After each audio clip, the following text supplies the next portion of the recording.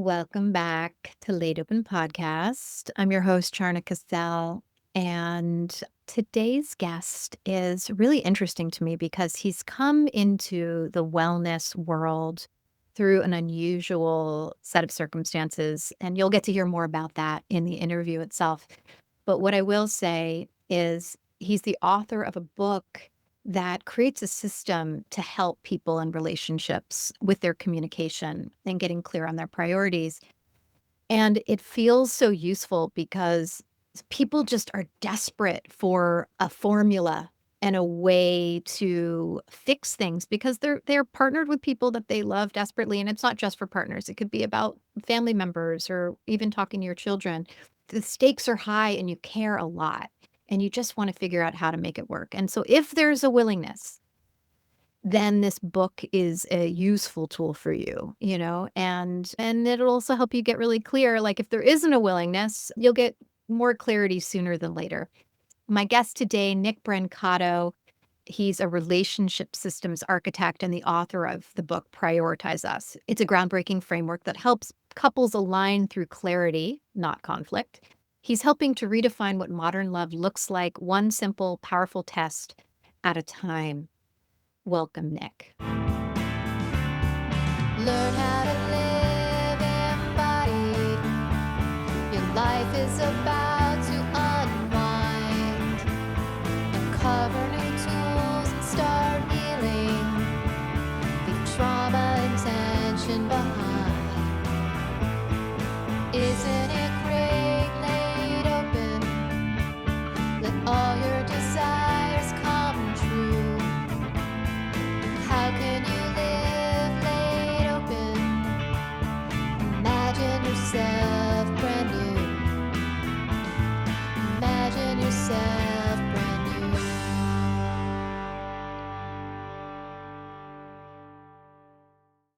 Thank you so much for having me. I'm excited to talk with you today.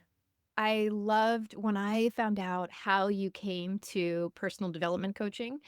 Thought it was really fascinating. And I would love for our listeners to get a little download about how you started this.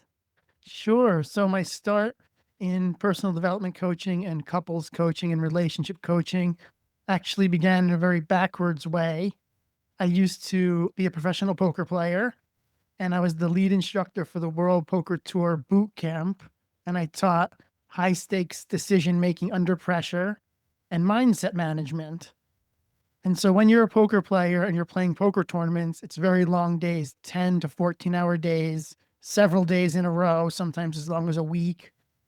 And so if you have distractions away from the table, it really impacts your play at the table. You have to have a very clear mind to make good decisions consistently over time. There's hundreds of decisions you have to make in a day, thousands probably. And so if you're distracted, it's very hard to focus. And so I was coaching a lot of poker players to play these long tournaments. And what I discovered was that it was distractions away from the table that were hurting them and the mental side of the game more than the strategic side of the game. Mm. And the biggest thing impacting them was their primary relationships. So in addition to doing the mindset coaching with them, I was also doing a little bit of mindset coaching with their partners to help them understand the frame of what it's like for their partner to be playing at the table for all these days. So when they're not able to text or not able to talk on a break or at dinner or something, it's not neglect. It's extreme focus, hyper focus that's necessary to play at this high professional competitive level. Mm-hmm. Mm-hmm. And so through working with their partners, I realized that there was a lot of conflicts going on that were mostly miscommunications. And so working on communication issues became a big focus, and doing couples coaching and helping them connect and work with them away from the table, help them at the table, which was the biggest revelation, is how much, and this applies to anyone's career. They don't have to be a professional poker player, of Right. course. Any job, you're focused. When you're at your work, you're very focused, and it can seem like neglect to a partner when often it's just a passion for their work or a need for attentiveness to function at their job. Right, right. Well, and it's, your book is titled Prioritize Us, and reframe. So I'm a sex therapist, a trauma therapist, and so I sit with people all day, and often the feeling is like I want to be a priority. I'm not a priority. Like your work is a priority. This other thing is, has your attention. Um, and there's the desire to have overlapping priorities on both sides. And they may even in some odd way have the same priority, but it's just like a subset, Yes. right? But this notion, I love picturing that. It's like, here's this person sitting at home making up a whole story, and here's this other person just trying to like have almost like they're a monk in a meditation. Right. That's what I was picturing, like a 10-hour, if you're at a meditation retreat, that's what you're doing. And it's like, okay, you're just focusing your whole consciousness on one thing. And it doesn't mean you don't love the people outside your consciousness during that frame of time. Absolutely, you super nailed it. It's so zen and being in the zone or being in flow, or Mhm, there's all kinds of different ways to describe it, but you really nailed it. It's like when you almost have to be in a meditative state where you're letting all the outside world fade away, and it's mhm, not because you don't love someone or mhm, because you don't care about them or because they're not a priority. It's because that's the level it takes to achieve what your goal is. mhm, mhm. My neighbor has a new puppy. And well, the son is a 10-year-old boy, and he has ADHD. And so trying to teach, so a puppy, it's like in its nature, get, squirrel, squirrel, squirrel. And so I was like, okay, I'm gonna try to teach this kid some training the kid to train the dog. And as we were walking, I was like, okay, so if you really keep your mind really clear and focused, it's more likely this little guy's gonna listen to you. So I was like, so let's stop. Let's breathe into our bellies, right? Let's really breathe. Let's try to get really calm. And then ask the puppy to do the thing. Like, here's the I treat. love that. The breath work incorporation too is excellent. Well, It's it's like, let's all bring it down. bring a calm down. Yeah. Yeah. Yeah. I'm also so interested because that, especially as a poker player, so much communication, right? Like only 30% is verbal and the rest is nonverbal. And so you must be a master also at what I call somatic tells, right? Yes, there definitely tells. Keeping a poker face is a big part of the game and not giving off the behavioral information while you're playing, as well as picking up the behavioral information and the patterns. So much of it's pattern recognition. So, Mhm. like, what's someone's baseline? And then when are they deviating from it in a way that can be correlated with an action that they're taking? Mhm. So Mhm. you're looking at them all the time. And then when you're in a hand with them, you're particularly focused on how they're deviating from their baseline.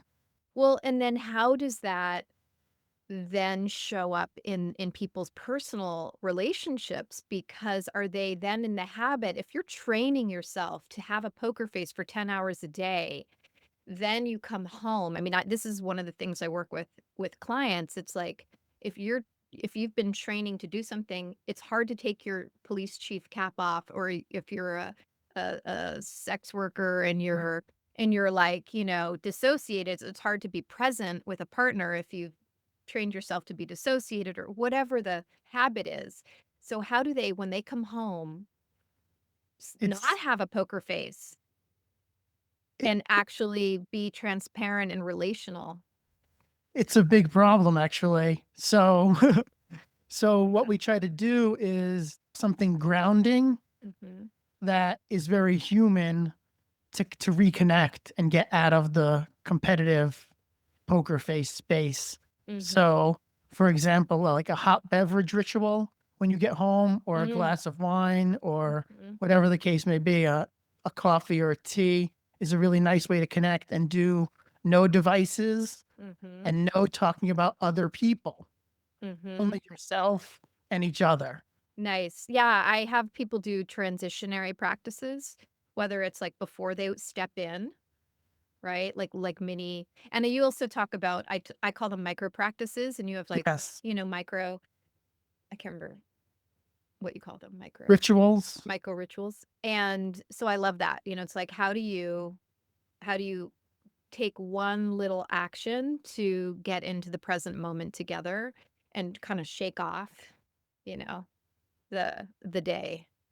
Yeah, shaking it off and refreshing is so necessary. Even simple things like cold water on your wrists or on your face, on the back of your neck, something to bring you back to your sort of sensorial place, your baseline, out of the cerebral, out of the no giving off behavioral information, and into the now wanting to give off more information because you're wanting to connect. So, and communication happens on so many levels. Like you said, only 30% is verbal. So, your demeanor and how open you are in your behaviors, the things that you're trying not to do at the poker table are the things you want to be doing in your Yeah. relationship. So, making that visible and talking about it explicitly is the Mhm. key, because so many people don't realize that they're guarded at all. Right. Well, I mean, it's so fascinating. I love the fact that you were a professional poker player. I used to play poker with my grandpa Oh, for coffee nips and pennies, and then we would take our wins and we would bet on who was going to win on like people's court. how fun. Prop betting. That's awesome. But then it also has me think about the poker player who goes home and they can't stop reading their partner's tells, like a level of vigilance in their system. Or does it not occur? But that's what I would imagine would happen is like they have the habit of like right? It occurs for sure. You're so right on point. And one of the things that happens when you're playing poker is you're trying to understand what your opponents have and what their motives are, what they're doing and why. And so you have to fill in a range of potential outcomes or hands that they could have. And in relationships, what people have a tendency to do is they make up these narratives. Yes. And so when you're doing that as part of your career and trying to uncover the story, you think that maybe you can do that in your partner, but you can't, because unless you ask them questions and adopt a learning stance and get curious, it's going to be difficult to know. So they need something like the prioritize us test to bring them back to paying attention to what their partner says instead of the way their partner acts. Yeah. Yeah. So tell us some about the prioritize us test. Sure. So the prioritize us test is a very quick test that takes 5 or 10 minutes. And basically, you rank 10 core life priorities, 1 through 10. That's all you have to do is just say your top priorities are 1, your least important priorities are 10, rank them 1 through 10. And it's things like career, communication, entertainment, everything to spirituality, sex. So 10 core life priorities, you rank them individually without your partner seeing, and then your partner does the same. And then basically you compare your results, and we're going to get a total difference score, which is the difference between any two priorities. So if I rank my career as a 1 and you rank it as a 4, the difference between a 1 and a 4 is a 3. And so we do that for all 10 priorities, and we get a score between 0 and 50. 0 is perfectly aligned. We're almost the same person. It never really happens. It's like 1 in a trillion. And 50 is we're complete opposites. We view the world from different perspectives, and our decision making likely occurs in different directions. So we're as misaligned as possible. Somewhere in the middle, in the 20s, you start to get into like a complementary range Mm-hmm. where we both have gaps in our knowledge, but they sort of overlap and we help each other. Mm-hmm. Mm-hmm. And the lower the score, the more aligned you are. It's sort of like a relationship, a credit score for your relationship. So it moves you beyond vague emotions to sort of an objective system that's based on truth, because you both answered your priorities honestly. And now we've moved to a data driven system where it's objective, where we can actually evaluate where are we aligned, where are we misaligned, where are conflicts likely to occur. Yeah. It's what's so interesting, right? Is there in our relationships, it's the area of our life where our emotions are the highest. And, our personal, like our family or our lovers. And people just they want to know. They want it's like so research, like Gottman, for instance, is very popular. It's like that people want to have a system and to know that something's gonna work. So what you've done is you've created a system and there are things that we'll get into that we'll talk about like here's the challenge of reality when you take even with a system, but so what have you seen regarding how useful, because you've used this and you've applied it to a pretty big pool of participants, right? How long have you been? Absolutely. Yes, as many people as I could find. All the couples that I work with for sure, and then the couples that I know and individuals as well, because doing a self-assessment is absolutely critical. So even if you're not in a current relationship, taking the Prioritize Us test and ranking your priorities is so revealing to Yes. yourself, and it really makes you answer some difficult questions about how you're allocating your time and your resources. Mm-hmm. And so I applied this test to as many in my coaching practice and found that couples were identifying hidden misalignments all over the place, and especially unspoken Yeah. priorities. So things like sex and spirituality, I found that even couples sometimes together for decades had not discussed it very thoroughly. Mm-hmm. Maybe they talked about it in the beginning of their relationship and they sort of lose touch with certain things like that because it's very private. And actually, one couple that I was working with recently, they had a very big difference in how they scored their sex. So one person put it as a 3 and another person put it as a 10. Mm-hmm. Mm-hmm. But Yeah.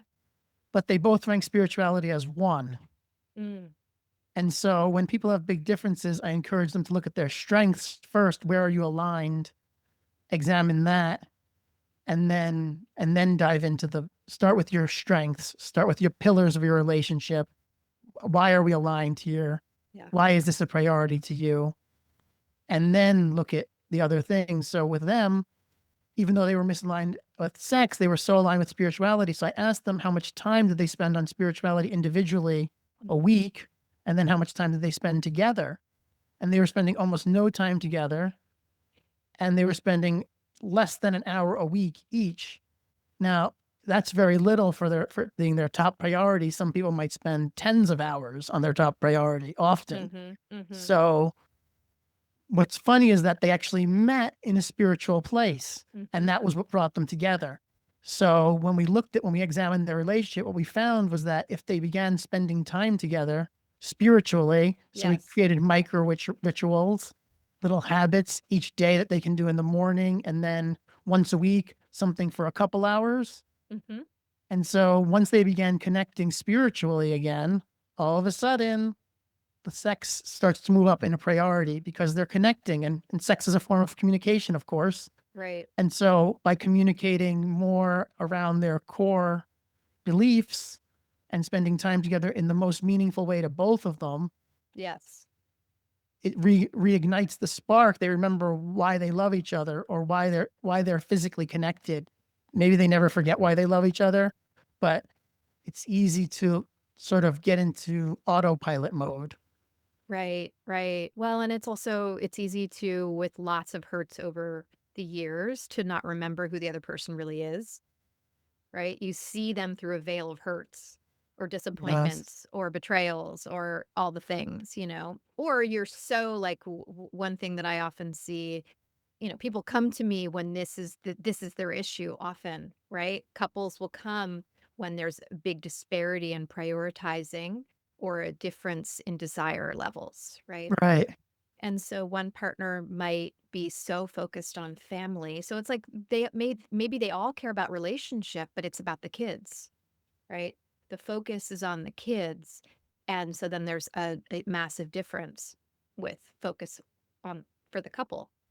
Or because a lot of people come to me also with trauma, when that either has been repressed and suddenly comes up, right? Before that was conscious or before it was a priority to focus on safety and health, like mental health, sex may have been a more commonplace experience, or it may have been more of a priority. But then once sexual trauma or other kinds of trauma are on the table, there's not the same degree of safety.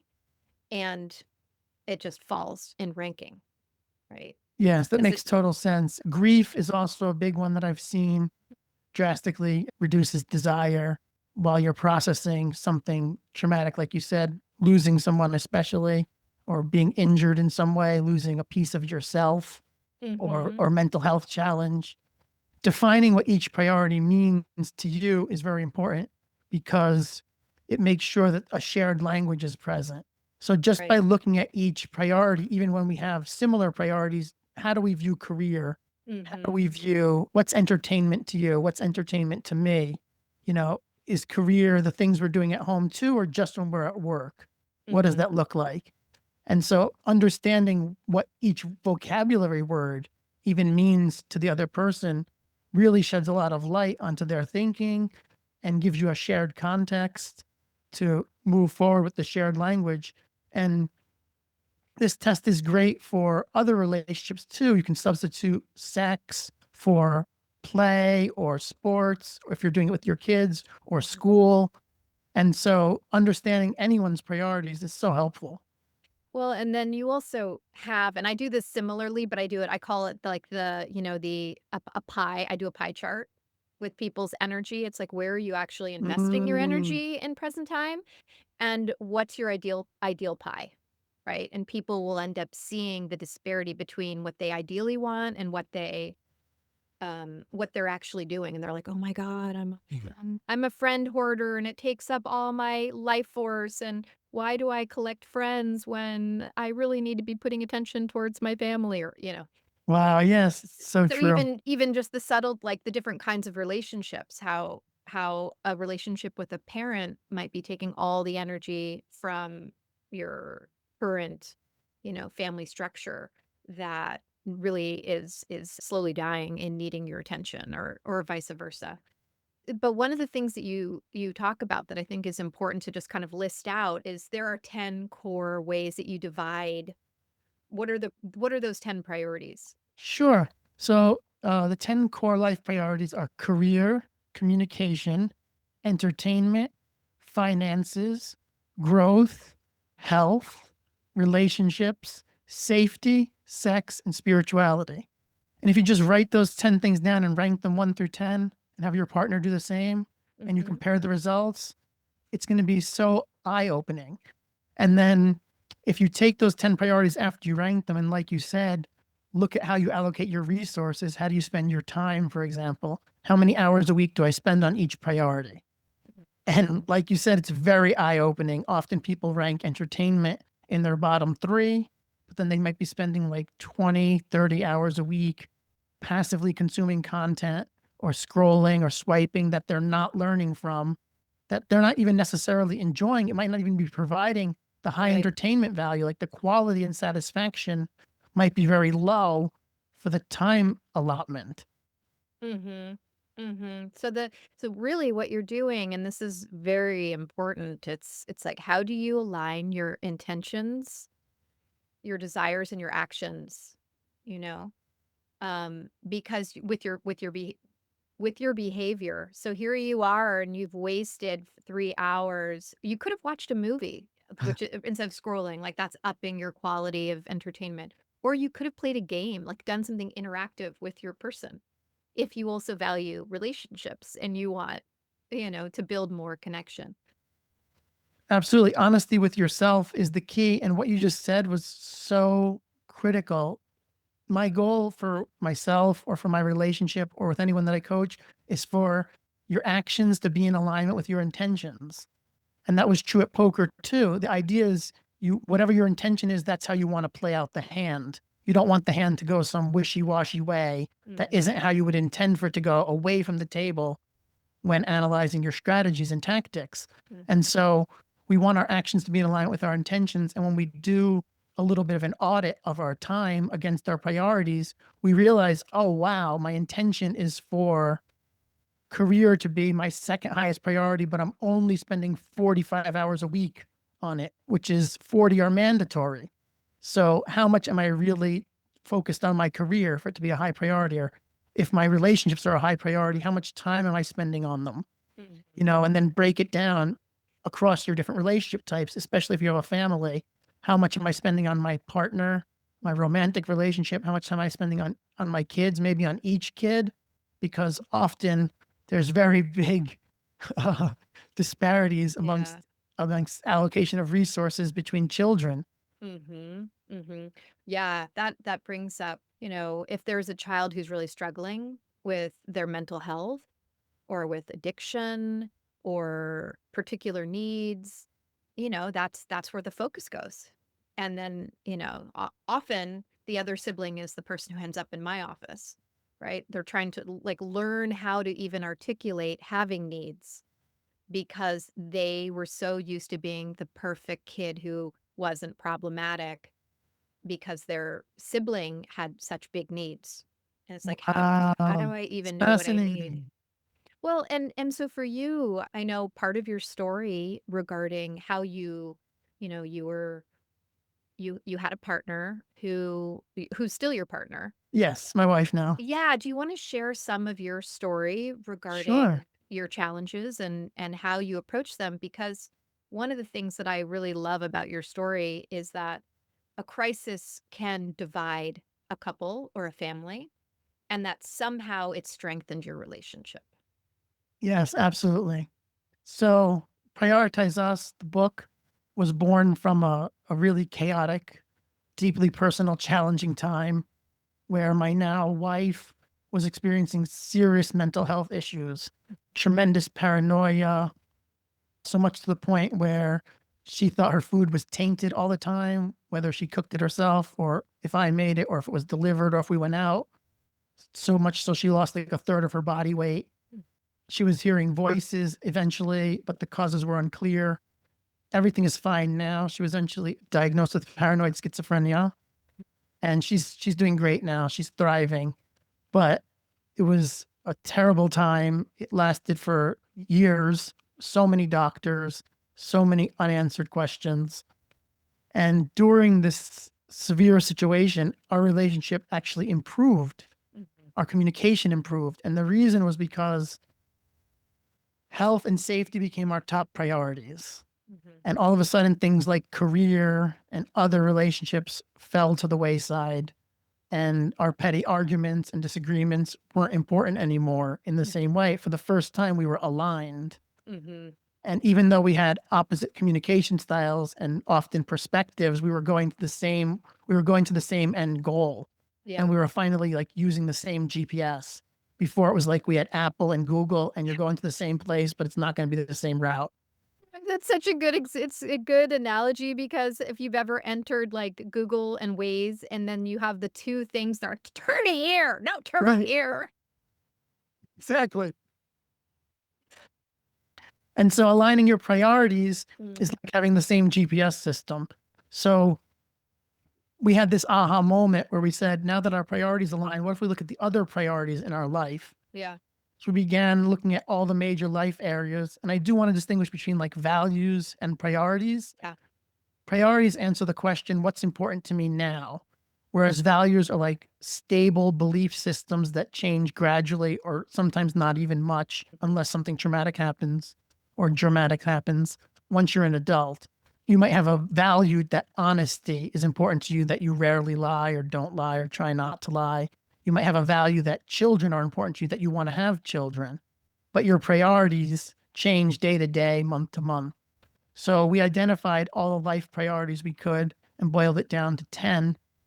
And what we discovered was that our surface level issues sort of disappeared because our priorities were aligned for the first time during this chaotic, scary situation. I really thought I was going to lose her for a while. And so we also were able to really appreciate the moments. And what I learned was that we were often in different realities. mm, So very much so in that very much situation. so. So finding the shared points of grounding was so critical. So the things that I would coach people to do when they're coming out of a poker tournament to sort of reacclimate, like we discussed earlier, just having a hot beverage, things like that, we ritualized as much as we could in our relationship around very human things, Mhm, things that are always present no matter what reality you're in. Like you have to drink water. You have to you have to eat something. Eating something warm is going to be comforting. So we built routines and rituals. Going for a walk, exercise is always good for you. So like no matter what reality we're in, we can still hold hands on a walk, even if it's a 5-minute walk. We can still enjoy a hot beverage in the morning together. We can still uh, maybe potentially go out to eat a meal together and things like that. So we can not focus on devices. We can eliminate distractions to the best of our abilities, no matter what our reality is. And so our goal is to have as much overlap and as much of a shared reality as possible.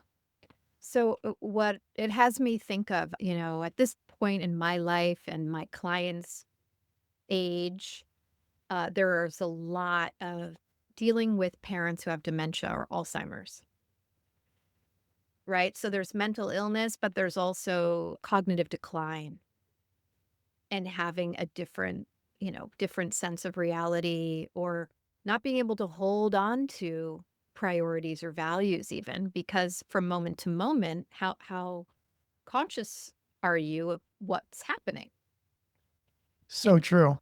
My right? father actually had Alzheimer's. Mhm. And so I went with him to doctors for years, and I saw him like lose memories, lose values, even certainly not be able to maintain priorities in the same way.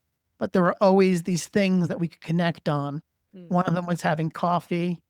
He loved to have coffee. He Mhm. also smoked, even though he wasn't supposed to, but he could enjoy a cigar, Yeah. and we could like sit on the porch and like just sort of enjoy the moment of him enjoying a cigar Mhm. and talk about what's outside, nature, look at the beautiful tree, look at the bird, and just connect on a really human level, even though we weren't able to connect with the shared context of our past anymore. Mhm.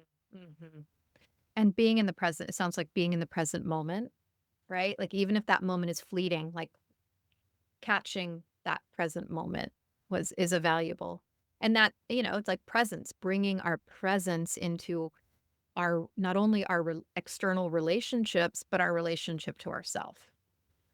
Yes, so much with our relationship to ourselves, getting to know ourselves, taking a little time. I would encourage little rituals with yourself too. Like, how often do you take time to actually enjoy a hot beverage alone or a cold glass of water or whatever you enjoy? How often do you do it alone without being on your phone, Mhm. without listening to music, without having the TV on? How often do you just enjoy a moment with yourself and get a clear head Mhm. and ground yourself and breathe?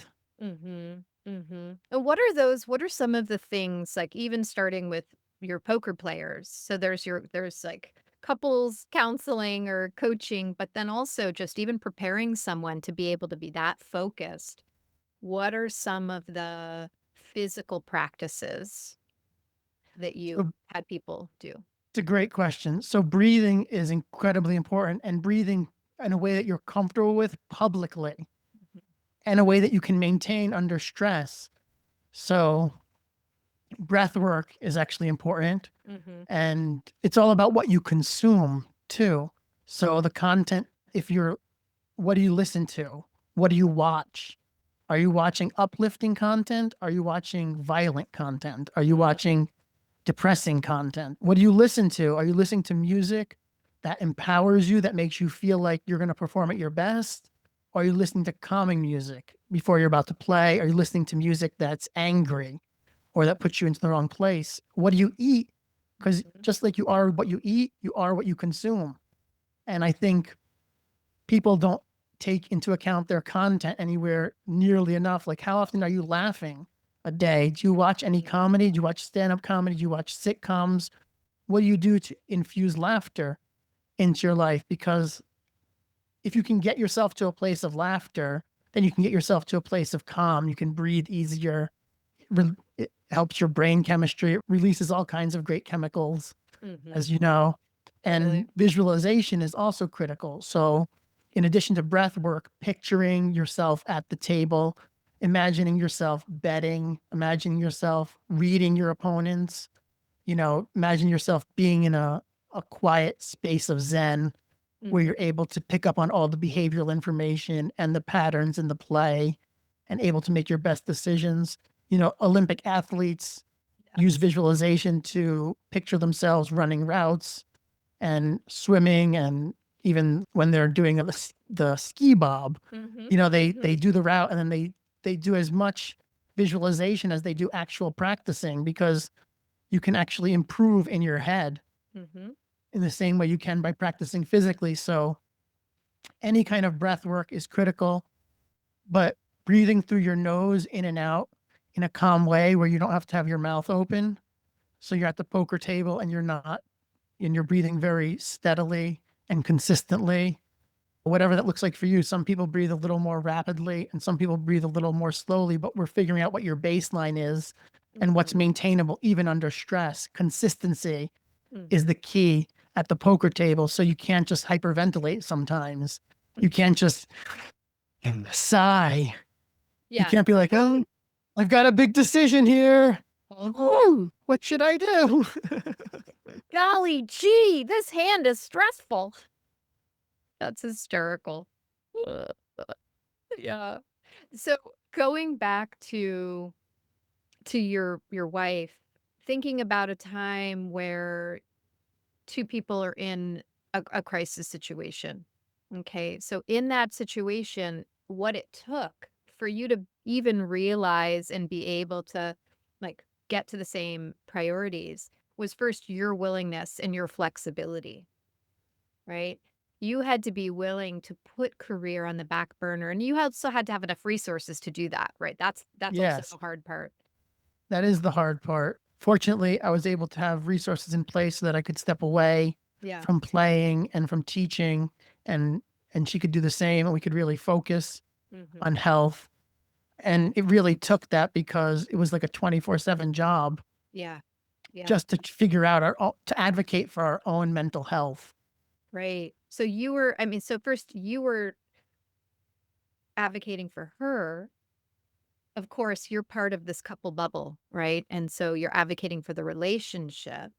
And you also have to be willing for that period of time to go like, whatever my particular needs are, I'm going to put those on hold to prioritize these things.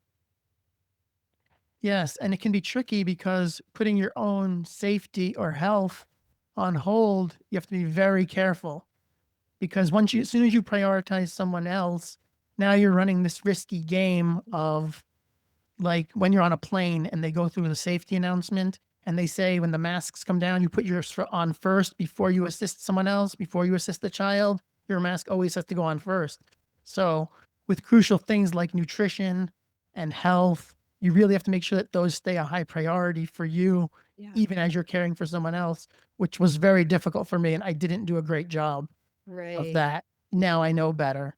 Yeah. So, it's something to learn from for sure. But even if you're caring for someone, or they're a high priority, even a higher priority than your needs at the moment, because it's so intense, you have to find ways to take time to yourself, even if it's just a couple minutes to breathe. When you're coming in and out of rooms, set your intention, take some deep breaths, and realign with yourself, because it's so easy to lose yourself in the chaos. And the other piece that is also tricky is, I'm so glad, first of all, that your wife is doing better. Um, and there are some people, like let's say you have a partner who has addiction or or a big history of trauma, where that means if they don't take on retraining their own nervous system, their capacity and their skill level for relating remains the same, right? And so then if there's a big disparity in capacity, Mm. I mean, that's one of the things that I kept thinking about given the clients who come to see me. It's like, okay, so with this book, both people need to have the interest in doing self-reflection and working on the relationship. They have the willingness, right? And they have to have the capacity. Yes, capacity is important, Yeah. because sometimes you're so tied up, your resources are so pushed to the brink that it's hard to do anything. But what I would encourage is even a minor version of this, Mhm. like a little, almost a gamification, where you Mhm. just say, list your top 3 priorities. What are the 3 things you're focused on today or this month or whatever, and just get it out for yourself. And then if you can list them, you can ask your priority. You can just give your, you can give your partner a list of 10 things and just say, number these 1 through 10. It doesn't have to be a big, intense conversation. It can just be like shedding light for yourself. And then you take these back and you look at them and then you come into your next interactions a little more curious or with a Yeah. little more understanding. And one of the things I would encourage people to look at is to look at where growth falls on the priority list. Your point, which is really if they're not growth oriented, if growth is in the top 5, then that could be a problem. If someone's Yeah. unwilling to do the work, if Yeah. they're not focused on self improvement at all, if they don't want to be better tomorrow than they are today, Yeah. and then that's a red flag. And maybe if you're growth oriented and your partner's not, that might be a difficult challenge to overcome. Here's this overarching umbrella of growth, but what growth means to you could mean that you want to go to the gym, right? And Yes. and for this person, or you want to work on your career, like that's your personal growth. But your partner is saying, I'm starving here for emotional and physical intimacy. And if emotional and physical intimacy with your partner is doesn't rank on your priorities list, then it's a come to Jesus moment with, like, you know what I mean? Like, it's like, Yes. okay, well, so where are we here? Do we just parent our children together? Are we better as co-parents? What can we do here? And I think the thing that you're saying is being honest with yourself about what your priorities are, and also being honest about your partner's actions. They may say one thing, but what are their actions? What are they actually showing you? And maybe Yes. you're too scared to have that honest dialogue, right? That's the first piece, obviously. Fear is certainly an obstacle that many people encounter. They're afraid of what the results might be. But what you're really looking for isn't equality. You're not really looking for balance. I think balance is one of the most misunderstood concepts in a relationship. Balance is a temporary state. You're Mhm. balanced on one side, not the other. It's not sustainable. What you're really looking for isn't equality. You're looking for equilibrium. Mm. You want to account for each other's differences and you want it to be sustainable. So my criteria is always, can what we do, is what we're doing mutually beneficial and long-term sustainable? Mhm. And just asking yourself a simple question, does it move us closer together or further apart? And just Exactly. vetting all your decisions around that has a tremendous impact. Yes. Yes. It's so can get so stuck in the being right. And it's Hmm. like, well, do you want to be right or do you want to be connected? And I do, because I do physical practices where people literally move towards each other or away. Oh, that's But cool. or I'm paying attention to the nonverbal. Maybe it was all that poker with my grandpa, but but I'm paying attention to, like, are they leaning away from each other? And Yes. you know what I mean? These subtle things. But it's like when you just said that, what did you see? Do you feel closer to your person or do you feel further away from them? And Absolutely. It's like, what game are they playing? Are they playing a finite game or an infinite game? A mm, finite game is one where there's a goal and you're trying to win. And there's usually a winner and a loser. In mhm, an infinite game, your goal is to keep playing with the like highest quality of life possible. mm, So you're trying to sustain what's going on for all the players involved, or for certainly the players on your team, which is your partner. And so when you approach things not to just try to get a particular outcome, mhm, like you're not trying to win an argument, you're not trying to get someone to do the dishes for you, you're not trying to get someone to take out the trash, you're not mhm. trying to get a particular thing, you're trying to increase your understanding of the person and grow together if that's possible, if that's what they want, and if that's and to find out as quickly as possible how compatible are you with your partner. Yeah. If you're growth oriented in a personal development way and they're growth oriented in a skill acquisition way, this is something they're going to have to reconcile. And one of the things that I would encourage people to do is called parallel play. Mhm. Mhm. So that's when two people are in the same space working on different activities at the same time. So I might be writing, my wife might be reading a book, or she might be working on a course and I might be editing something. So we're in the same space, we're playing in parallel. So when people are skill acquisition developers and when people are personal development workers, sometimes you see this in a relationship, but they can go on at the same time in the same space often. And that can be a way to connect. And then it gives you a shared context of like, this is what they're doing. This is why they're frustrated. Oh, they encountered this. You can see their behavioral information, even though you're not directly talking to each other. There's a form of communication going on and a form of connection that's really powerful. So I'm curious, in terms of the couples that you've worked with, the poker players have to be able to be more contained and cool under pressure, right? So that's one part of the couple. But their partners, so I've worked with very, volatility, right? So if there's a partner who like one person is trying to initiate an honest dialogue or a hard conversation or talking about a priority, and then the other person, their nervous system can't tolerate even the Mhm. subject being brought up and they explode, right? Is that something that you've worked with? Yes, that is something that I've worked with.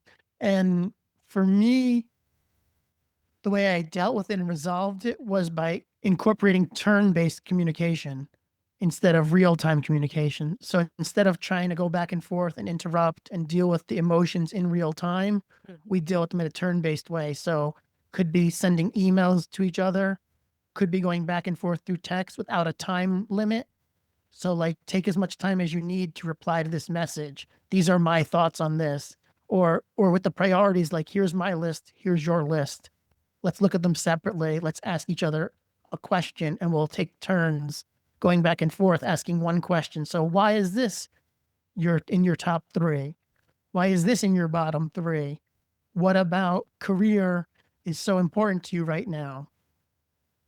Usually I find that the person has an issue with something for other reasons. So it's not what's going on the surface. It's about a higher level problem, Oh, of course. right? Yeah. Of course. Yeah. So when you incorporate turn-based communication, people are a little more comfortable. They don't feel as triggered usually. Mhm. They're able to take deep breaths and respond not immediately and Mhm. really think about their responses. And it just makes communication so much more thoughtful. And it helps you with your own thoughts. Like if you have to write an email to someone, it's a whole lot different than if you're just going to have a conversation with someone, especially if it's a difficult conversation. Yeah. Yeah. Even writing an email and not sending it Mhm. just to get your own thoughts down is powerful. Mhm. Mhm. Yeah.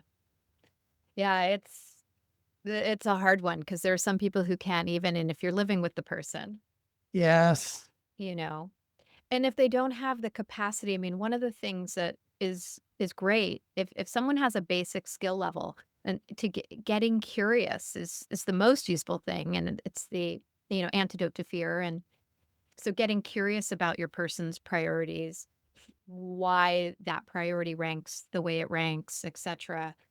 But if one of the people lack the capacity to empathize Mm, and get curious because their needs are the only needs, right. that's tough, Yes. right? Yes. That's tricky. Often, if one partner is unavailable in some way because their needs are the only needs, then I would work with them individually and see if this is like something that is a personality Yeah.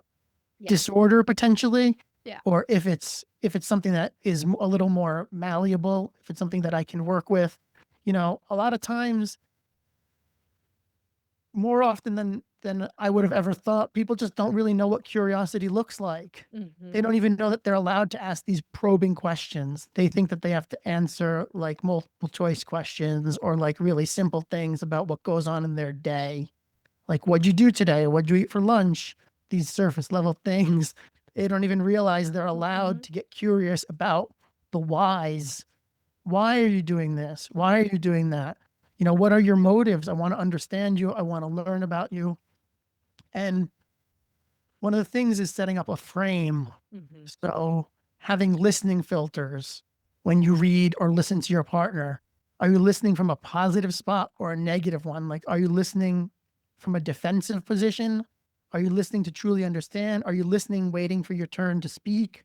Are you Mhm. formulating your counter response as they're saying it instead of listening fully and completely and then taking your time to respond? Like, are they even able to get in their whole sentiment? Right. Right. That is absolutely essential with all with your kids, your Mhm. parents, your yeah. Yeah, yeah, yeah. Super important. Somehow all of our time has evaporated. I've been so in the present, and and this is what I do. I always prepare a zillion questions and then I never ask any of them.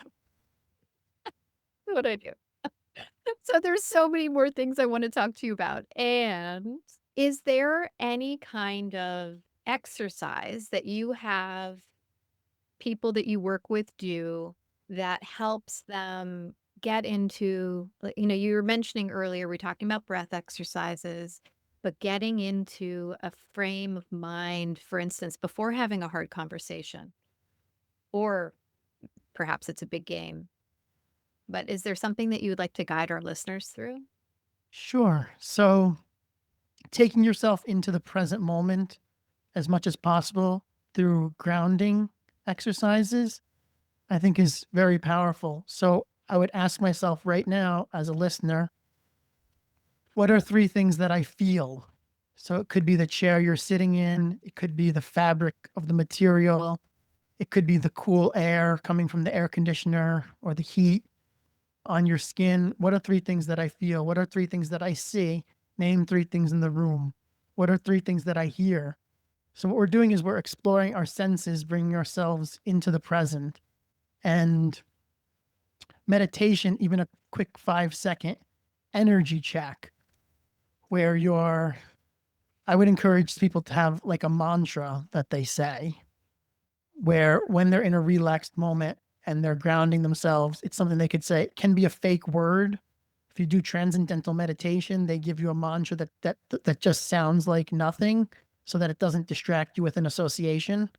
So you could make up a word and use that as your mantra, like a sound, or you can make up a phrase, something that's important to you, or you can obviously Google one and just get one. But just a short one sentence phrase or word that you can repeat to yourself while you're in a grounded state, while you're breathing. Once you feel you're breathing clearly, say this to yourself. Say it out loud if you can, and create this habit of associating this phrase with this calm state of being. And then when you're at the poker table and you need a minute to analyze a big decision, you can say this phrase to yourself for a few seconds and take 5 or 10 seconds before you dive into your decision. And you can do that at your work. You can do that before a difficult conversation. I would even set a timer. You don't want to do it too long, actually. Not more than 2 minutes. 30 seconds is enough. But you don't want to sit there and try to do it for 10 minutes because then you're forcing a level of willpower and attention and you're draining your resources by sort of forcing yourself into a 10-minute situation. Maybe that's not the best thing to do before a difficult conversation. I'd keep it below 2 so that your resources are ready for the big talk. I love that. The idea of like, you're like, okay, I'm about to go run a marathon. What are my resources? I don't want to spend them. So you're really being very mindful of how your resources are allocated, right? Yes, Yeah, yeah, yeah, absolutely. yeah, yeah, yeah. So that's, I mean, in a bigger way, this book is really a mindfulness book, right? Like It all is. those things, all those tiny little things, all being mindful of what you're eating, what you're thinking, what you're consuming, what the media is, like transitions, all the moments. Yeah, beautiful. How can people find you? And the full title of the book and everything. Can Sure. So the book is called Prioritize Us. They can get it on Amazon, or if they can get it on as paperback or hardback or hardcover on Amazon or as an ebook. But if you go to nickbrancato.com, that's NickBrancato, nickbrancato.com, they can get Prioritize Us, the ebook, absolutely free. So my goal is just help as many couples as possible. So I just want to get it out there. I want people to read it, take the test, share it. And if somebody's interested in learning more, they can go to nickbrancato.com, or they can go on Instagram at personal dev coach, like development, DEV, personal dev coach. On Instagram, I post all kinds of tips and I keep people up to date with the things that I'm creating. And if anybody has any questions, feel free to DM me. I'd love to hear from you. I'm very passionate about this. So any conversations are a positive one to me. That's awesome. Thank you so much, Nick.